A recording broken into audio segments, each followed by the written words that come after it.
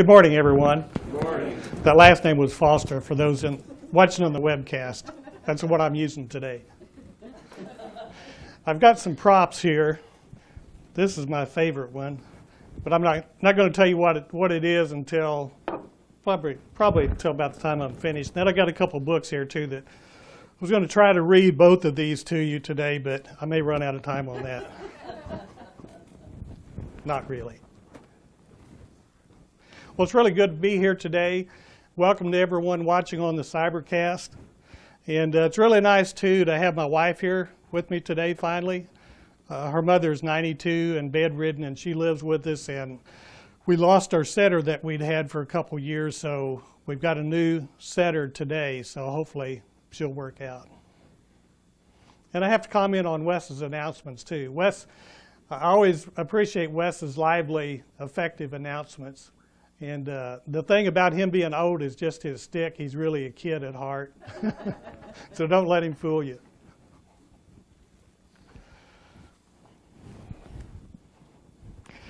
This book right here, the Bible, my Bible, I don't know how many pages your Bible has. My Bible has, in small print, 1,095 pages in it. So what's it all about? History, genealogies, sacrifice, prophecies. Sometimes it can just seem overwhelming to try to wrap your mind around everything in here. But when you distill it all down, 1,095 pages, what's it all about? The title of today's sermon is, What Does God Want from Us? Let's consider a message that God sent to ancient Israel. God sent Micah to ancient Israel with the stern message to warn the princes and people of Jerusalem because of the abusive treatment those in power were giving to the poor for their own personal gain, for the personal gain of those who were in control. And so really in 6,000 years of man's history, nothing's really changed, has it? It's the same today, and we today have the same problem. It's pretty much universal. And Israel had a problem, just like we do today, with people, those in power, using their position for personal gain at the expense of those that they controlled.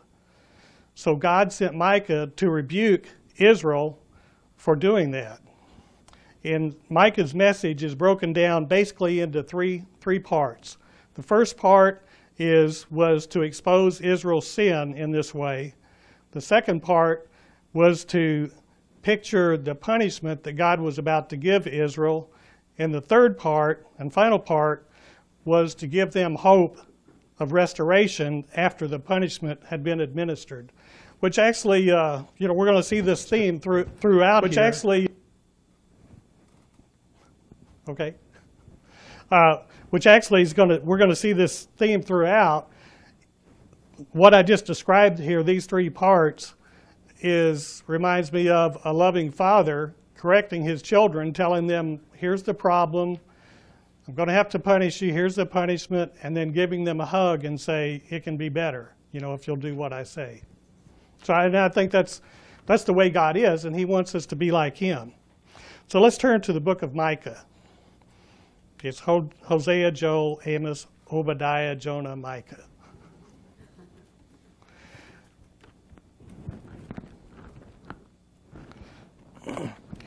Micah chapter 6, verses 6 through 8. We'll start in verse 6. I'll give you a minute to find it because I know it's a bunch of little books in together.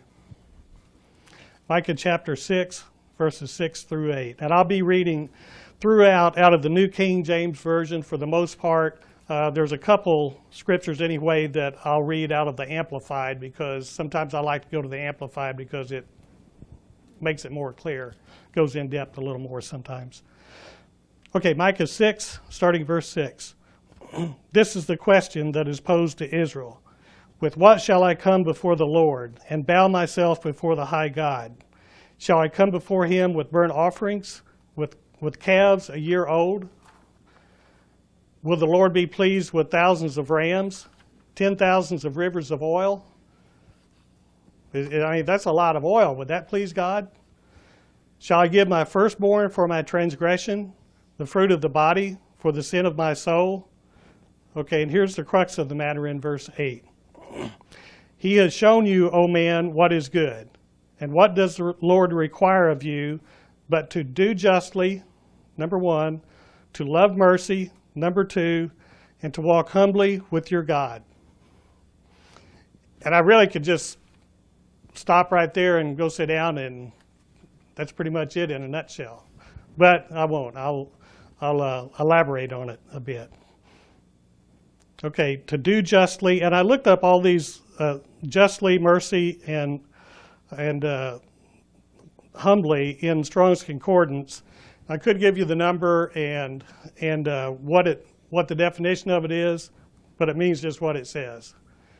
Do justly, love mercy, and walk humbly with your God. Okay, I'm going to read this one, Micah 6:8 in the Amplified Version as well, just because it elaborates a little more. He has told you, O man, what is good, and what does the Lord require of you, but to be just, and to love, and to diligently practice kindness and compassion, and to walk humbly with your God, setting aside any overblown sense of importance or self-righteousness.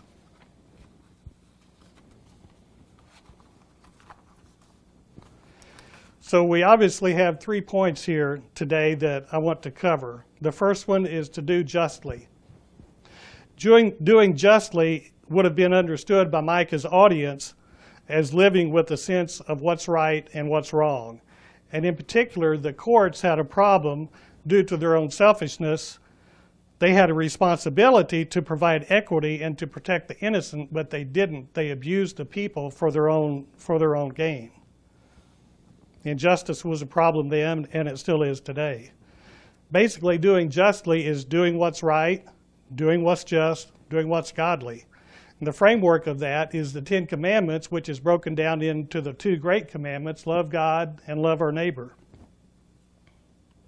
Let's turn to Matthew chapter 23, verse 23. We'll read this, and then I'll refer to it again here in a few minutes. That's Matthew 23:23. Verse 23, woe to you, scribes and Pharisees, hypocrites, for you paid tithe of the mint and anise and cumin, and have neglected the weightier matters of the law. Okay, so these are the weighty matters of the law: justice and mercy and faith. These you ought to have done without leaving the others undone. Okay, I'm going to read Habakkuk chapter 1, verses 3 through 4 out of the Amplified. I'll just read it to you. God is asking, why do you make me see iniquity and cause me to look on wickedness? For destruction and violence are before me.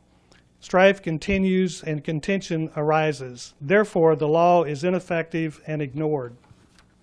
And justice is never upheld, for the wicked surround the righteous.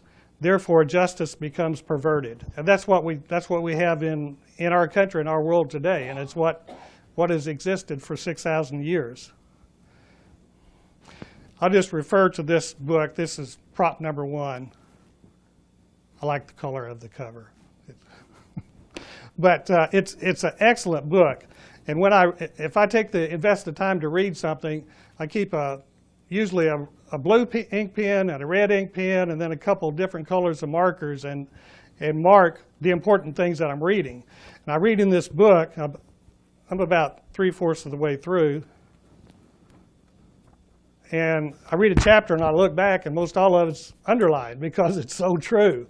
And we've all experienced this, but this book, The Snapping of the American Mind by David Kupelian,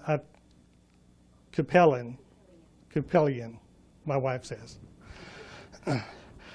It's an incredible account of the evil plot that's been administrated against our country and other, basically, Western or Israelitish countries to hijack the culture.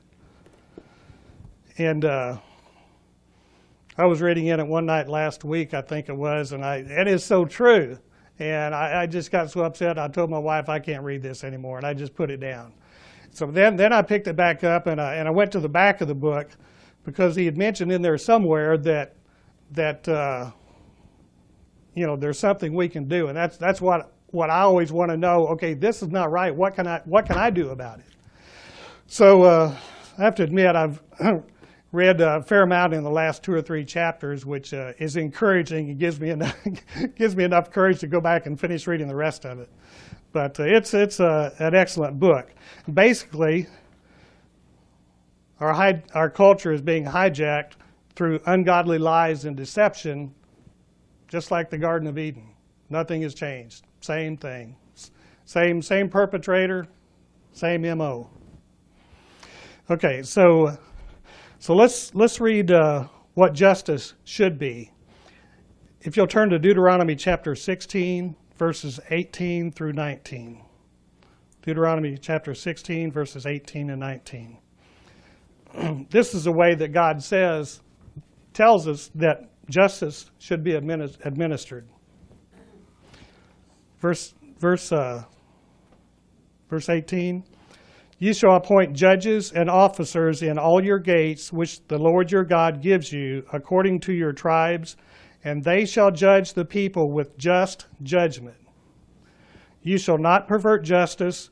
You shall not show partiality, nor take a bribe, for a bribe blinds the eyes of the wise and twists the words of the righteous. Reminds me of the scale of justice, where she's got a blindfold on, so that she can do just that. Unfortunately, our courts don't always do that. Thankfully, sometimes they do, but often they don't. In Psalms chapter 135, verse 17, you don't need to turn there, I'll just read it. Psalms chapter 145, verse 17, the Lord is righteous in all his ways, gracious in all his works. And again, he wants us to be just like him. The second subject is to love mercy. To love mercy means a loyal love or a loving kindness. It's not just simply the word mercy, but it's a loving kindness, mercy. Along with justice, Israel was to provide mercy. Both justice and mercy are foundational to God's character. Psalms 89:14, I'll just read it. Righteous and justice are the foundation of your throne. Mercy and truth go before your face. So that's pretty important. If righteousness and justice are the foundation of God's throne, that's a pretty big deal. Again, referring to Matthew chapter 23, verse 23, it says, woe to you, scribes and Pharisees, hypocrites, you have neglected the weightier matter of the law. Second item, like I mentioned before, is justice.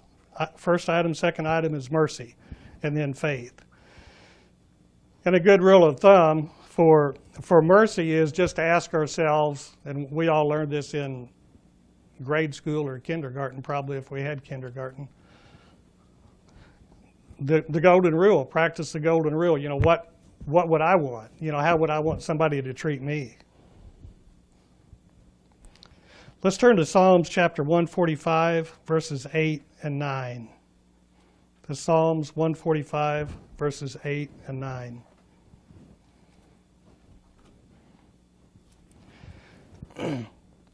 Verse 8, the Lord is gracious and full of compassion, slow to anger and great in mercy. The Lord is good to all, and his tender mercies are over all his works. Also Matthew 5:7, I'll just read it. Blessed are the merciful, for they shall obtain mercy. So, that's something we should aspire to, and remember that we need to do it for the right reason, for the benefit of the other person to be merciful, but of course we all like to receive mercy as well. And I'll tell you a little brief story here. The mercy I attended, this is a small thing, but at the time it seemed kind of big. This was 15 years ago. My wife's parents my wife's family is from Lawrenceburg, the Lawrenceburg, Tennessee area, which is central Tennessee, about 65 miles straight south of Nashville. And so we had gone up there. My wife and I and our son and daughter were teenagers at the time. So we had gone up. It was this time of year. My wife and I were going to stay at her parents' house, and our son and daughter were going to drive up to Winter Family Weekend. And I just realized that's not the right story. Hold that thought, because it wasn't wintertime. It's the same thing. We went there. We drove up there, but we were having the Ocoee River rafting trip on the east border of Tennessee. And Tennessee is kind of like Texas. It's a pretty wide state, only not as wide as here to El Paso, but it's still a pretty good drive. So that trip, I left my wife there with her parents, and I drove the Suburban and went by myself to meet up with the kids and the others a few hours away on the Ocoee River rafting. So I don't know how many of you have driven through Tennessee a lot, but I really like the state of Tennessee, but they got a lot of little speed trap towns. And a lot of them are about 30 miles an hour, and I think there's some that are 25 miles an hour, aren't they? Like all the way through town. And so anyway, so I'm driving by myself. I'm taking the basically two-lane roads, straight across east and west through Tennessee. And my right foot has had a little bit of an addiction problem during my lifetime. And I was trying to drive the speed limit, and I'm going through this little town, and I look back, and those beautiful red and blue lights are in my rearview mirror. So I pull over. I've had a lot of speeding tickets, and for you kids especially out there, don't do that. There's laws of physics that you can break. You can get killed. You can kill other people. But so anyway, I'm driving along through this little town, and the red and blue lights come on behind me. I pull over. This young officer gets out. This is 15 years ago. This young officer gets out, and he comes up, says, "Sir, I need to see your driver's license." So I usually I've got the routine down. I have them out, my hands up on the dash when he walks up, so I'm not reaching for something. And so I hand him my driver's license, and he goes, "Well, Mr. Foster, you were doing X miles per hour in a 30 mile an hour speed limit." And I wasn't doing very much more than 30. I looked down, and I was speeding, but I wasn't going like 60 or something.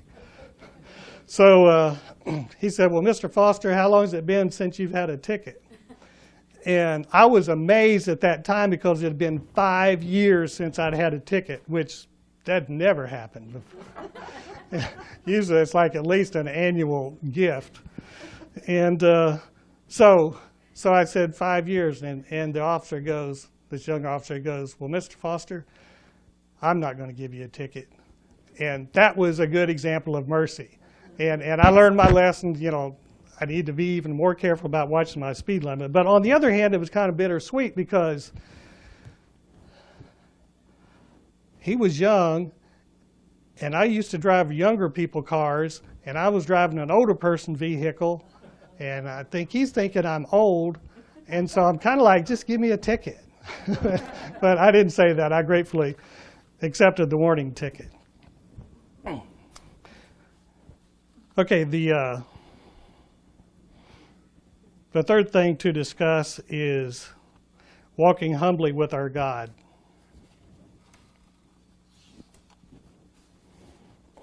Walking humbly, when we walk humbly with God, it's a description of our heart's attitude toward God, and showing Him that we know that we depend on Him, not on our own abilities, which even those God gave to us anyway. So we have nothing to be unhumble or to be arrogant about.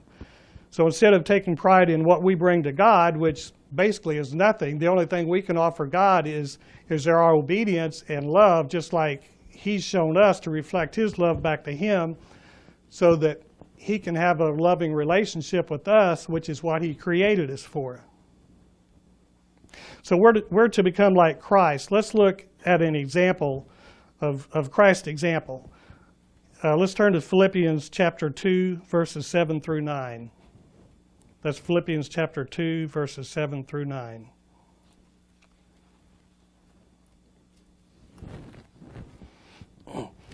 Philippians 2, 7, and this is speaking of Christ. But he made himself of no reputation, taking the form of a bondservant, and this was the very God of the Old Testament, made himself of no reputation, taking the form of a bondservant and coming in the likeness of men. And being found in appearance as a man, he humbled himself and became obedient to the point of death, even the death of the cross. Therefore God has highly exalted him and given him the name which is above every name. I have a quote here I ran across online a week or so ago. I'm debating whether or not to tell you who the quote is from, because most of you probably know the proper way to pronounce his name, and I'm not sure, so I think I just won't embarrass myself. The quote is, "Talent is God-given, be humble." Fame, this was a renowned basketball coach. "Talent is God-given, be humble. Fame is man-given, be grateful. Conceit is self-given, be careful." I think there's a lot to that. In James chapter 4, verse 10, it says, "Humble yourselves in the sight of the Lord, and he will lift you up." And if you noticed back here in this, I think it was the last verse that we read, when Christ humbled himself, that's what God did, was raised him up and gave him a name above all names.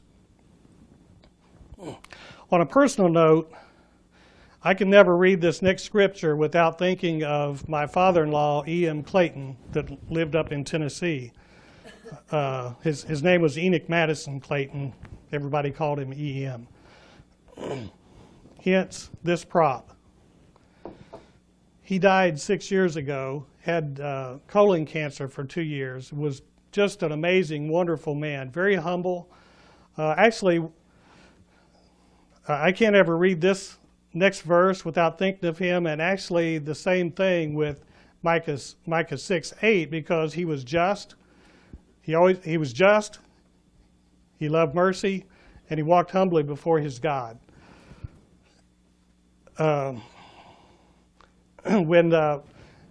Once we found out he had cancer, we were up. Actually, my wife and I found out that him and Linda's stepmother were both really sick, and so we packed up the truck and went up there we didn't know how long it would be. We were up there ended up being 9 days, and took them to 12 different doctors and hospital visits, and that's when we found out he had colon cancer. But he was such a wonderful man. The doctor told him he would have a good 2 years if he didn't take treatment, and he opted. He did have the surgery, which amazed me, because I'd never known him to go to a doctor except for a hernia surgery one time. But he had the surgery, and then he told him, I'm not doing the chemo, I'm not doing anything else. So, and it worked out just like that. He had a good 2 years, and we didn't know if he meant a good 2 years and then decline, or, just 2 years. But that's the way it worked out, and it was, I think the first year or year and a half was pretty good, and then he started declining pretty rapidly. And we would always, whenever we went up there to visit, Linda and I and her dad and stepmom would sit around the kitchen table, and we'd play spades. And that was our deal. And it was always the guys against the girls. So, and then it got to where June, Linda's mother-in-law, put E.M.'s bed in the living room. They lived out in the country, and put his bed in the living room by a big picture window, a hospital bed. And so that's where he was. And then he got to where he could get to the kitchen table in a wheelchair. And then he got to where he could barely get there if we put him in a wheelchair. But anyway, we were up there, and we'd got him in the wheelchair, and went to the breakfast table, or the kitchen table, and we had dinner. And And by that time, EM was really, really thin, like pictures you see of people in a concentration camp. And, I had pretty much no energy, didn't have enough energy hardly to talk. And so anyway, the four of us are sitting at the kitchen table. And I said, hey, Ian, would you like to play some spades? And he just looked up at me like, what in the world are you talking about, son?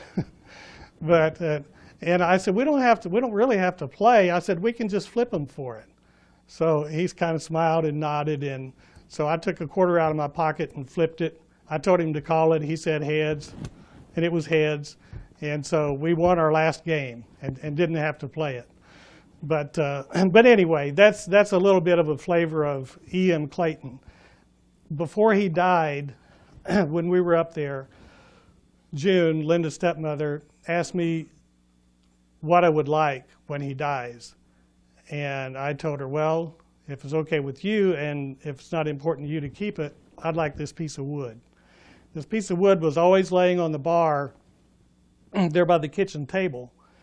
And he worked hard all his life. He was a carpenter, electrician, built houses, had a scrap metal business. He was just a good, solid, really hard-working man. Started out with nothing, and over his lifetime, he actually was able to accumulate a few things. But I really, really valued this piece of wood, and the reason I did is because E.M. would go out. We've got a picture in the hallway of E.M. kneeling down with this big, long pile of firewood he'd split by hand. I've got a log splitter, and that's a pretty good workout for me. But I mean, he'd split a bunch of firewood, and that's how they heated their house, with an axe or whatever else he used. And so I assumed this is probably one of those pieces of firewood, but it kind of looks like it has a finish on it, but it doesn't. I'm sure that's the oil off of his hands. And what he used this for every day, he would religiously set that down on the kitchen table, prop his Bible on it, and study his Bible. That was his daily routine. And he wasn't just doing it, putting in time. He was doing it to learn God's way and to live it. Okay, so let's turn to this next verse, Isaiah chapter 66, verse 2. This is the one that I can never read without thinking of E.M. I read it at his funeral 6 years ago. Isaiah chapter 66, verse 2. For all those things my hand has made, and all those things exist, says the Lord, but on this one will I look, on him who is poor and of a contrite spirit, and who trembles at my word. And I want to read that again in the Amplified, just because it pulls it out a little bit more. For these things my hand is made, so all these things came into being by and for me, declares the Lord. But to this one will I look graciously, to him who is humble and contrite in spirit, and who reverently trembles at my word and honors my command. E.M. made a lot of sacrifices in his life. He was a very honorable man. Even if he made sacrifices that he thought God required of him, that they were huge sacrifices. And I hugely respect that. So let's tie it all together. Let's read another example of Christ's justice and mercy in Luke chapter 4, verses 18 through 20. That's Luke chapter 4, verses 18 through 20. Verse 18, the Spirit of the Lord is upon me, because he has anointed me to preach gospel to the poor. He has sent me to heal the brokenhearted, to proclaim liberty to the captives and recovery of sight to the blind, and to set at liberty those who are oppressed, to proclaim the acceptable year of the Lord. And that's actually Christ quoting, I think it's Isaiah chapter 66, I think it was. I don't know if any of you are familiar with the Berean. I ran across it back a few months ago. I was doing a Bible study online, and I just did a word search on something. I forget what it was, and there's this interesting article that came up, and I thought, that's pretty good. So I did a little more research on it. And again, I wasn't familiar with it. Maybe some of you are, but it's the people in the organization, and I don't even remember the name of the organization, had their roots in the Worldwide Church of God. And I signed up for their daily, it's like a daily devotional, I guess you would say, that I get on email every morning, which usually has some, pretty good truth in it, pretty much always. So I want to read this quote from the Berean from a few days ago regarding this subject. It says, Jesus was and is like the Father. A son, if he is a true son, will show the characteristics of his Father, which is exactly what we see in Jesus Christ and the Father in heaven. Christ thinks like the Father, he speaks like the Father, and he acts like the Father. Everything the Father would do is what Christ does. Therefore, if we want to be members of this family, of God's family, we as Christ's brothers and sisters will have to think, say, and do the same sorts of things as the Father and the Son. And we see over and over again in the Bible that what they do is they do justly and they love mercy. And then for our good, they expect us to walk humbly before them. It's been, I don't know, a couple years ago, maybe, a year to 2 years ago, we were at Church of God Big Sandy and had a really interesting sermon that the analogy has really stuck with me. And the one speaking told about a beehive and what, the activity of a beehive. Did any of you hear that sermon? Are familiar with it? Well, he was telling us about, I think he was working up in Montana or somewhere, and he does surveying. And anyway, he was out in the woods, and he was just sitting there. I think it was on the Sabbath. There wasn't a church nearby, and he was sitting there out in the woods, I think it was, and there's this beehive. And he's just watching all this activity. And then that kind of got him intrigued about honeybees. I think he studied up on them some. But the interesting thing about it is the bees are really busy, they think, saving the hive. Because without them going out and collecting the pollen, the hive couldn't survive. So that's their job, they think, is feeding the hive, supplying the hive with pollen. Okay, but in reality, what the bees are doing are saving the world, because life couldn't exist if it wasn't for the bees pollinating the hive, bringing the pollen back, pollinating the plants, and bringing the pollen back to the hive. But I had a little bit of experience with bees this summer. Our house out in Scottsdale, I discovered we had some bees that had built in a cavity in the wall of the garage. And I had some company there from Indiana that had come out to visit this summer, and the boys, the morning they were leaving, the boys, they were like 8, 9, and 10, came into the house out of the garage and said, "You got something running across your floor in the garage." And I go out there and look, and we have a paint cabinet there that we keep the paint in by the back door of the garage, and it looked like polyurethane. That was like kind of like a lava flow of polyurethane about that wide and 6 or 8 feet long. I look at it and I'm like, what in the world is that? And I open the cabinet and look, see if there's any polyurethane down there, and no, there wasn't. Then I thought, so I dipped my finger down in it and tasted it, and it was honey. And I studied up on it a lot when I was out there this summer, because I knew I had to address that issue with the bees in the wall. And I found out that as of 2002, I think 95% of honeybees in Arizona are considered the killer bees or Africanized bees. So anyway, I eventually got rid of them, and I didn't get stung one time, but that was kind of exciting. But anyway, back to the bees. The bees think the bees think that they're saving the hive when in reality they're saving the world. Well, there's a connection there with us because that's what we're supposed to do. Let's turn to Matthew 24, verses 21 through 23. Matthew 24, verses 21 through 23.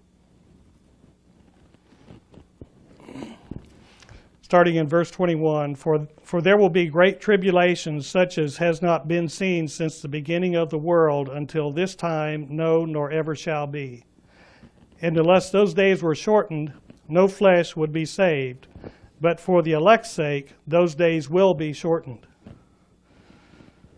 So we're kind of like the bees. Like the bees, through our lifetime of diligence to God, God is going to cut time short and keep mankind from annihilating himself. So it's our job to be diligent and obey and walk with God. So when we distill it all down, actually before I say that, I wanted to mention something about the first point number one, about doing justly. What is that? What's it look like on the ground when we do justly? It's something to ponder. All three of these points are, but sometimes whenever we have dealings with somebody else, we need to make sure that we treat them fair. And there might be cases where maybe you've got a mechanic working on your car and you ask him for a price and he gave you the price, what it would be, and then you go to pick up your car, he's got it done, and in the course of the conversation you realize that he's not really going to come out on this because of this or that or something else that happened, and he did his job, he did his best, and he made the car right for you. Sometimes to be just, we need to look at that situation and say, hey, Don's not coming out on this. I need to give Don some extra money so that he does, even though you had an agreed price.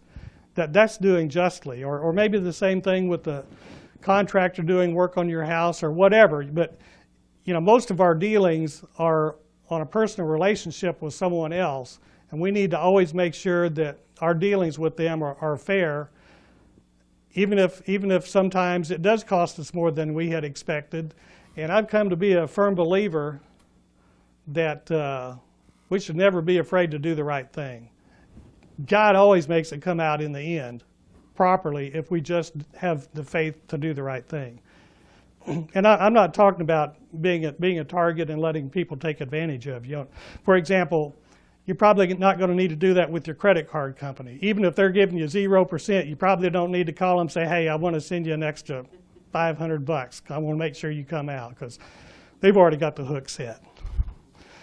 Okay, so in the final analysis, when we distill it all down, what is it that God wants from us?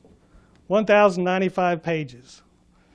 To do justly, to love mercy, and to walk humbly before our God.